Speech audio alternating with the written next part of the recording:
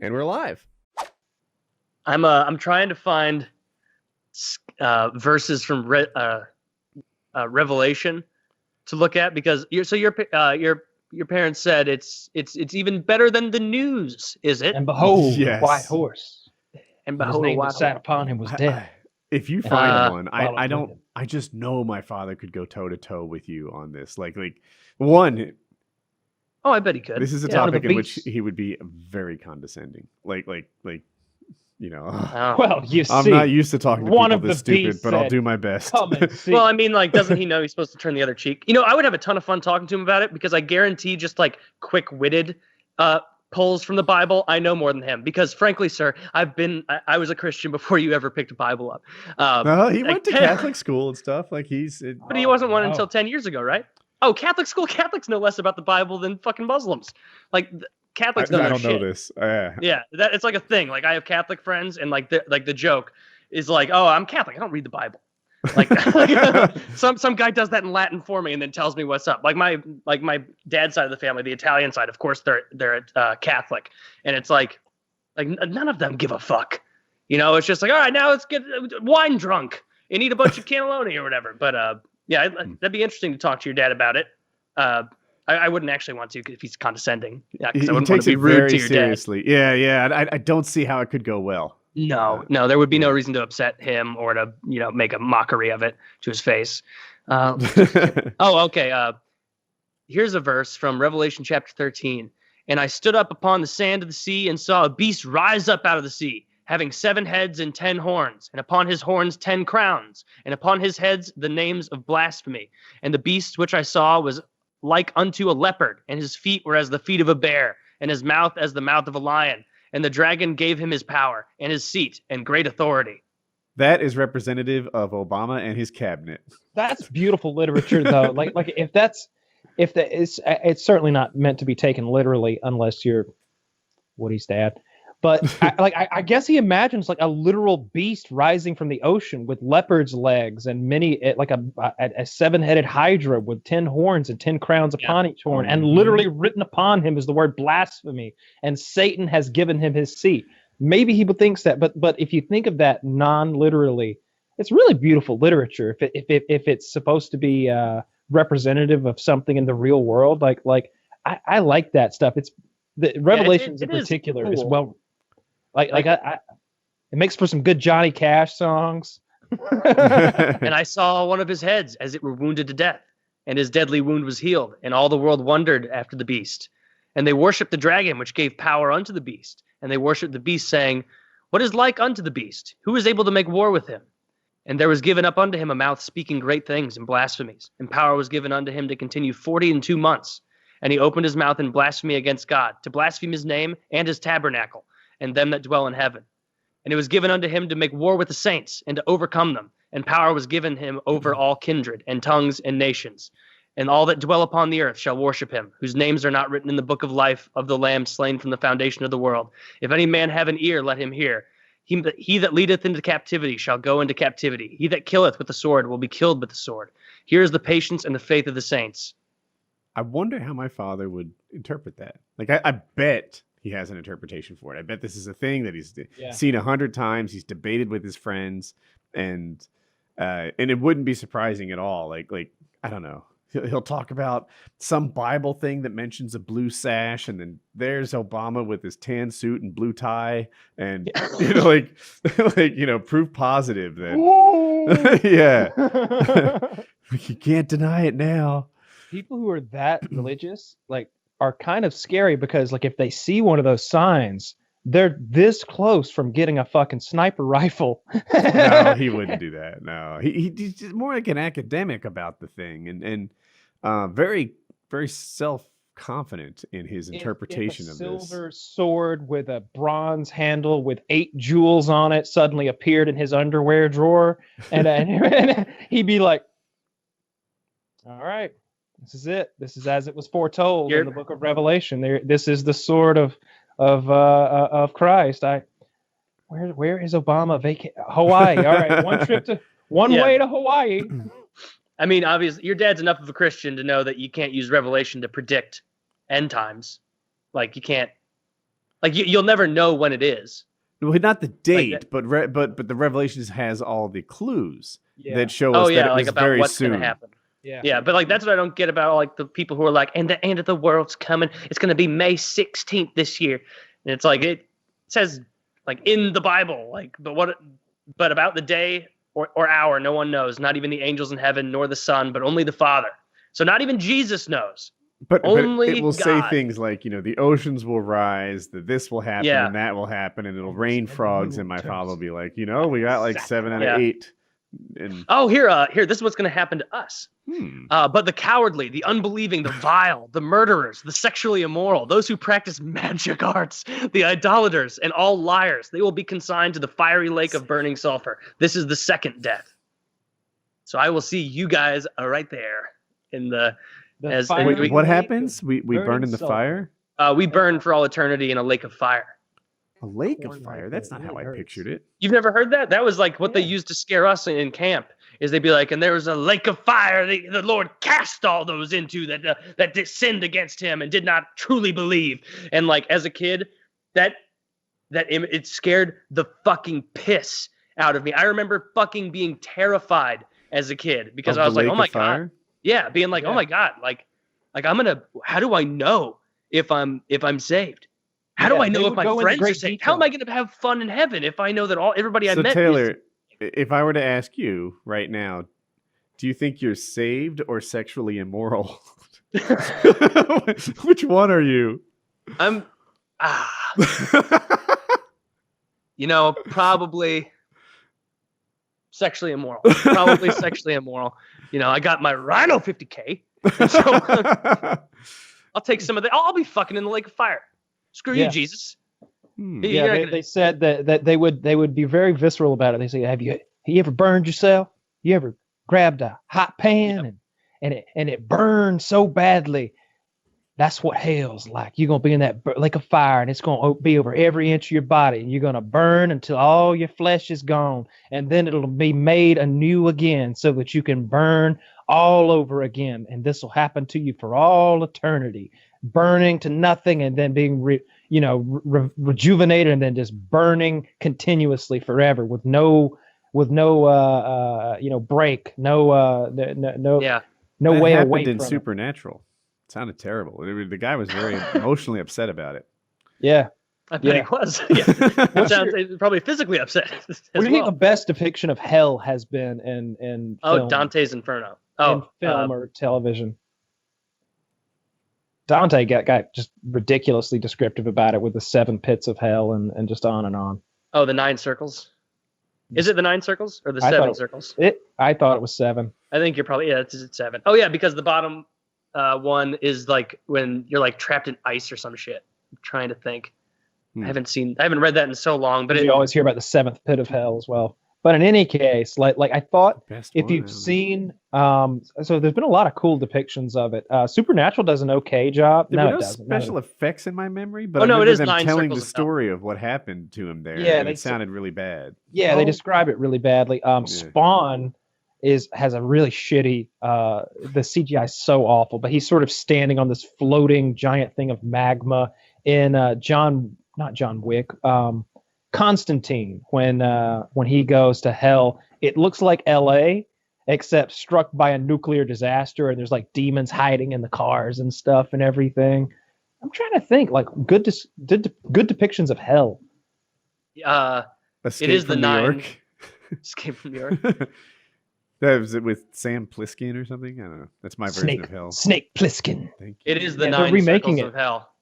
John Carpenter is involved. So yeah, they're remaking Huh. it. Thank you. Now I'm thinking about hell and Dante. It's so interesting. Have you read it, Woody? Dante's Divine Comedy? No. What Divine Comedy is that? Old Testament or New Testament? No, that's Dante's book about hell, the Divine Comedy. Oh, Like I know that goes nothing. through all. It's just him It's not going funny. through It's not all that kind of comedy. all the circles of hell and like him observing and like the different sins that you commit to get there. So like the first sin is the first layer is limbo, where it's like you run into people who weren't Christians but they were like good enough. So like Socrates and Homer and Aristotle, like he sees all of them there. And then the next one is below that, where it starts to become hell, is lust. So, there's people there like all for fleshly pleasures and shit, like Helen of Troy and Cleopatra. That sounds like the place to be, really. That might be that is heaven. the punishment there is that these people are punished by being blown violently back and forth by strong winds, preventing them to find peace and rest.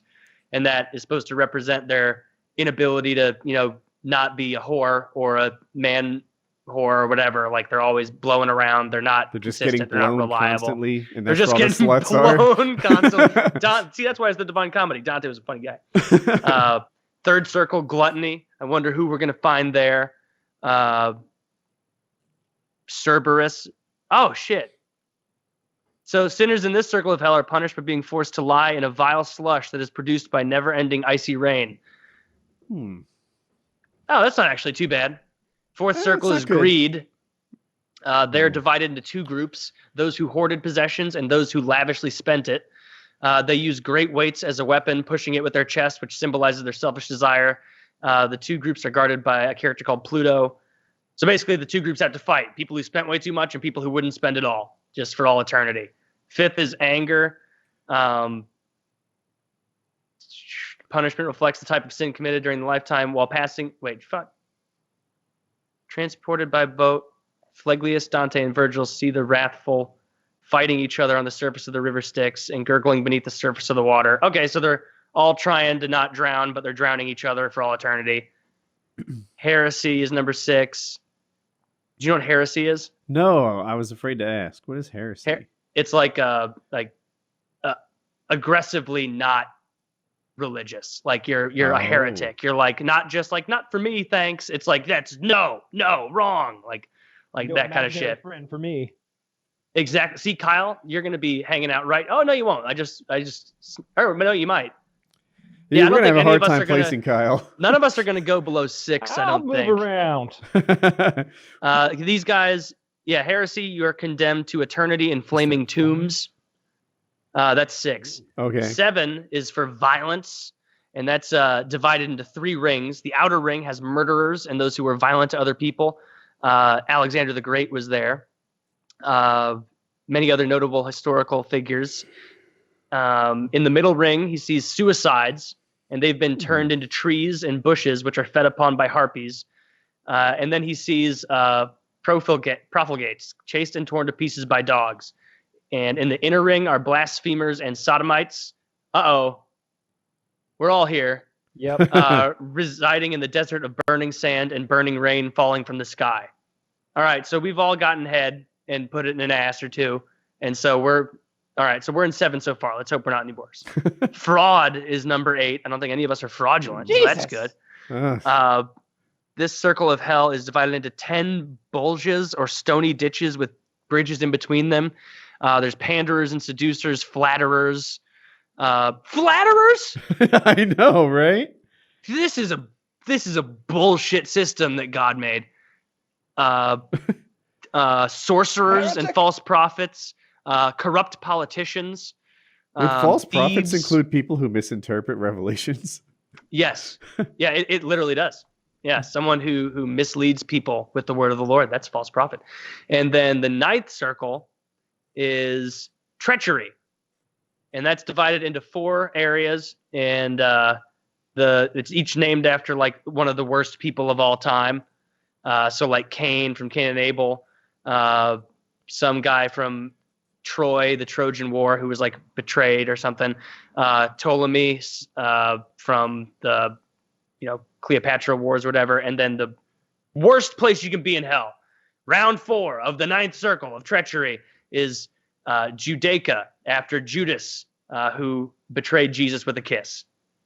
And wait, he betrayed Jesus with a kiss? Can we explore this a little bit? Go ahead, Kyle. To point Christ out to the Romans so that they could arrest him and inevitably crucify him, he gave him a kiss. Like, that's the one. It's kind of like some secret agent stuff. Yeah, they basically, Judas said, "Hey, me and the gang and Jesus, we're all going to be hanging out like late night here. Meet up with us." And they're if like, "Okay, kiss one dude for the memes, that one's Jesus." Exactly. They were like, "How do we know which one's Jesus? Honestly, you're all dirty, and it's like we don't have any lights for the most part." And they're like, "I'm going to kiss him. Whoever I kiss, you come nab that dude. Right. And so So it's not gay. It's just for the memes.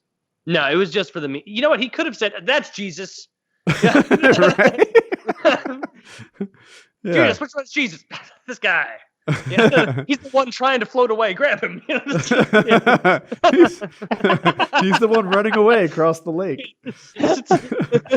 I did not choose this.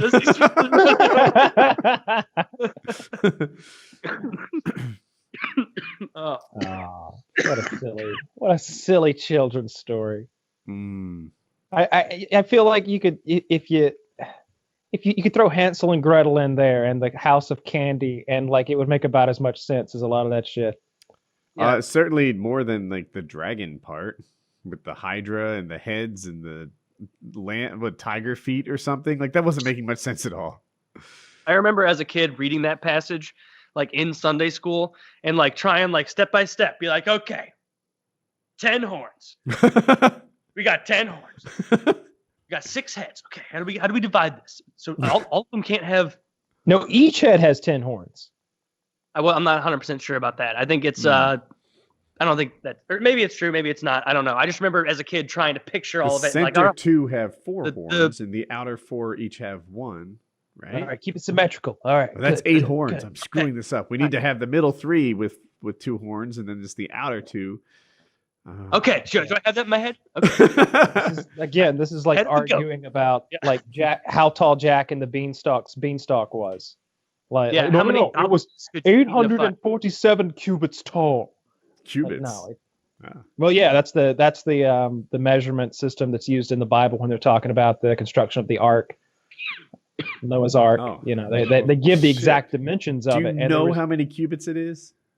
It's like 550 feet. Just, I don't know. Oh. Convert 550 feet to cubits. Ding, ding, ding. What year do you think it is, you fucking Philistine? 367 cubits. 367 cubits. Ask it how large Noah's Ark was. I will try. I don't know if she knows that. She knows. How large was Noah's Ark? Okay, I found this on the web for how large. She was Noah's Googled it. Ark. It says 300 cubits is 450 feet. Is that what it was? 300 cubits? Yeah, 300 cubits is how it says the Bible was, or not the Bible. It was 300 cubits in length, 50 cubits in width, and 30 cubits in height. I have the same thing. Genesis 6:15. I knew that. Not nearly big enough for all the animals in like the United States. Yeah, Like But Kyle, think about it. Like back in the day, like obviously this boat never existed. But Yeah. like back then, that number to them was like, all right, like what's like the biggest boat you can imagine? And they're like 200 cubits. No, 300 cubits. And they're like, like we could probably fit like every animal in the world in there. Yeah, probably 2 of them. Yeah, like it's like, yeah, you're right. All right, type that. I up, honestly you know? think the boat probably did exist. I think that story is probably about some guy who had a boat and there was a big flood and he grabbed all the animals in the village and he put them on there and all the other animals died and they were like, oh, thank God. Jim, That's a serious flood if a boat, which was previously landlocked, forget that sails part. away. Okay. Yeah, forget the finer details. You know, like just the basic structure of like a guy with a boat who, in a time of flood, put some animals on it, and so when the flood waters receded, we had enough goats and chickens to keep existing. Like that's probably based on something true. You And know, that's generous because it's also very likely to just be complete bullshit. It's totally made hey, up. think about a tsunami. How much time do you think they have? A weatherman today wouldn't be able to tell you, hey, 4 months from now, there's going to be a big storm and you got to start building the boat. Like, there's no fucking way. Forget about the part about him being forecasted any of this by God either, right? Like I said, this is just, I would imagine it's just a story about a guy with a boat who saved some animals in his family. And This is kind of the most saves man. that's all it's about. Like that's all it's about. And, the story of the flood is, you see that all over the world in South America and in the Mideast and everywhere. So, back then a flood would be a big monumental thing that would change life as they knew it. And everybody had a much smaller idea of what the world meant. It was probably just their valley or their little part of the world or whatever.